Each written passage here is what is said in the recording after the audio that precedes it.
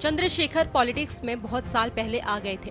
कई बार पार्टियों के साथ जुड़े भी, लेकिन हाथ खाली ही रह गया।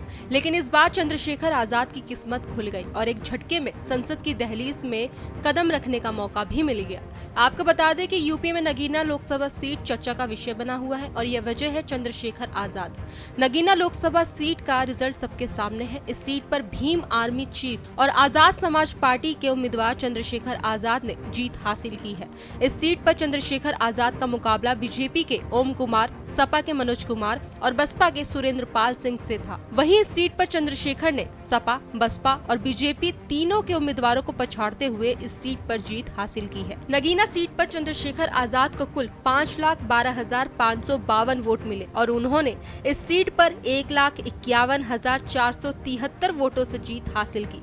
बीजेपी के उम्मीदवार ओम कुमार को 3,61,079 वोट मिले, जबकि समाजवादी पार्टी के उम्मीदवार मनोज कुमार को 1,02,374 वोट मिले। बसपा के सुरेंद्र पाल सिंह को 13,272 वोट मिले।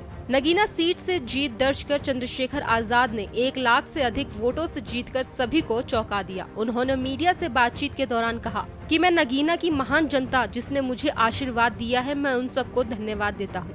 अब चंद्रशेखर आजाद की जीत से यूपी की सियासत में एक सवाल बार बार सामने आ रहा है, क्या दलित पॉलिटिक्स को नया नेतृत्व मिला है? यूपी में इस बार चारों खाने चित हो गई बसपा, तो क्या दलित समाज के लोग बदल लेंगे अपना नेता? दलित पॉलिटिक्स के नए नेता को लेकर चर्चाएं तेज हो गई हैं, क्योंकि राज्य में करीब 21% दलित वोटर्स की संख्या है और इस समाज के वोटर्स पर हर पार्टी की नजर रहती है। खासतौर पर बसपा को यूपी में दलित पॉलिटिक्स के लिए ही जाना जाता है, लेकिन पिछले 12 साल से पार्टी राज्य की सत्ता से बाहर है और उसका बड़ा वोट बैंक भी धीरे धीरे हाथ से निकलता जा रहा है। इस बीच यूपी की राजनीति में चंद्रशेखर आजाद नए दलित चेहरा बनकर उभरे हैं। चंद्रशेखर को राजनीति में न सिर्फ सुख को स्थापित करते देखा जा रहा है, बल्कि मजबूती से दलितों के हक में आवाज भी उठाते नजर आ रहे हैं। पहली बार चुनाव लड़ रहे हैं चंद्रशेखर ने 15 मार्च 2020 में आजाद समाज पार्टी का गठन किया था। आसपा पार्टी ने पहली बार लोकसभा का चुनाव लड़ा और जीत भी दर्ज की। बता दें कि आसपा ने सिर्फ एक ही सीट नगीना पर चुनाव लड़ा है। कौन है चंद्रशेखर आजाद? अपने समाज की लड़ाई लड़ने वाले चंद्रशेखर आजाद को रावण के नाम से भी जाना जाता है। उनका जन्म 3 दिसंबर 1986 को सहारनपुर के छुटमलपुर में हुआ। चंद्रशेखर के पिता का नाम गोवर्धन दास और माता का नाम कमलेश देवी है।